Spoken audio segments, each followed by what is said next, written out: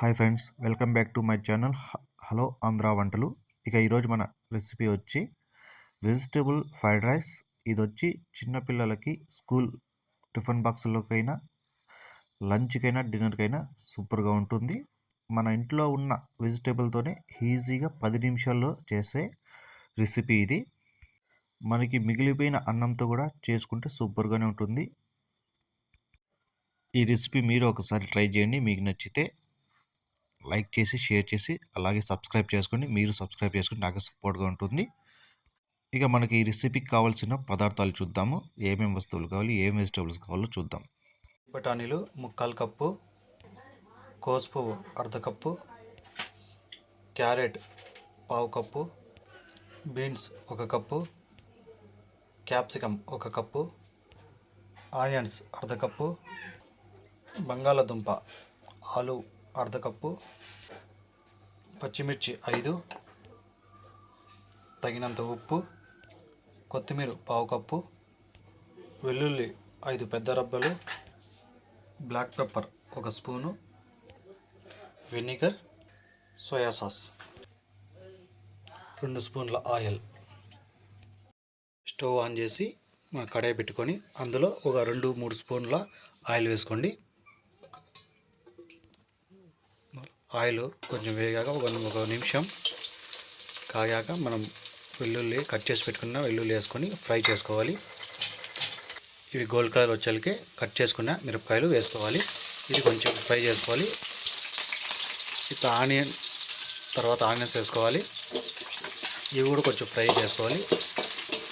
ఇవన్నీ కొంచెం దోరగా, ఎక్కువ ఫ్రై చేసుకోకుండా కొంచెం దోరగా ఉడికేటట్టు చూసుకోవాలి. కొంచెం దోరగా ఈ ఎర్రగడ్డలు దోరగా ఫ్రై అయిన తర్వాత తరిగి పెట్టుకున్న క్యారెట్, అలాగే బఠానీ గింజలు, ఆలు కట్ చేసి పెట్టుకున్న ఆలు, బంగాళాదుంప ముక్కలు, కట్ చేసి పెట్టుకున్న క్యాప్సికమ్, అలాగే కట్ చేసి పెట్టుకున్న బీన్స్ అన్నీ వేసి తర్వాత కోసుపు వేసి మొత్తం ఒకసారి తిప్పుకొని ఫ్రై చేసుకోవాలి. ఇవన్నీ హై ఫ్లేమ్లో ఫ్రై చేసుకోవాలి. మొత్తం ఆయిల్ మొత్తం అలా కింద నుంచి పై వరకు తిప్పుకొని ఫ్రై చేసుకోవాలి. మనకు తగినంత సాల్ట్ వేసుకొని ఇలా బాగా కలుపుకొని కొంచెం ఫ్రై చేసుకోవాలి.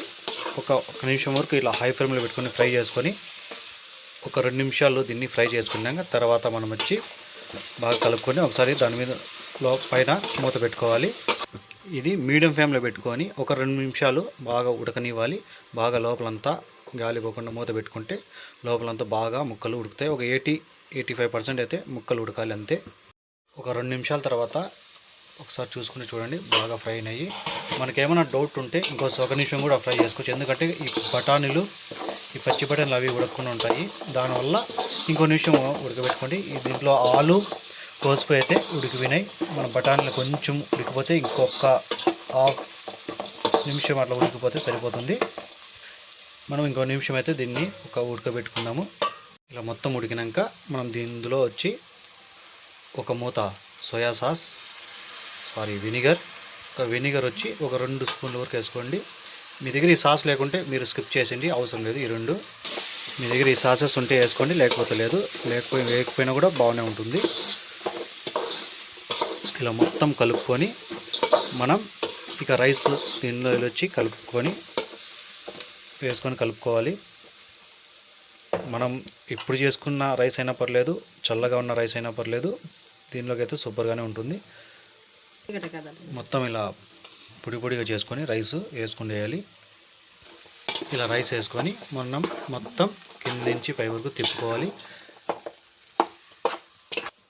తర్వాత ఈ పెప్పర్ అంతా చల్లుకోవాలి. ఇంకా ఇలా రైస్ అంతా కలుపుకున్నాక మనం ఇంకా పైన కొత్తిమీర వేసుకొని చల్లుకొని ఇంకా స్టవ్ ఆఫ్ చేసి ఇంకా మనం పక్కన పెట్టుకోండి. ఇంకా అంతే, మనకి వెజ్ ఫ్రైడ్ రైస్ ఇంకా రెడీ అయిపోయినట్టే. ఇంట్లో ఉన్న వెజిటేబుల్తోనే ఈజీగా ఒక 10 నిమిషాల్లో అయితే మన వెజిటేబుల్ ఫ్రైడ్ రైస్ అయితే రెడీ చేసుకోవచ్చు. ఇది వచ్చి లంచ్లోకైనా, డిన్నర్లోకైనా సూపర్గా ఉంటుంది. ఈ వీడియో మీకు నచ్చితే లైక్ చేయండి, షేర్ చేయండి, ప్లీజ్ సబ్స్క్రైబ్ చేసుకోండి.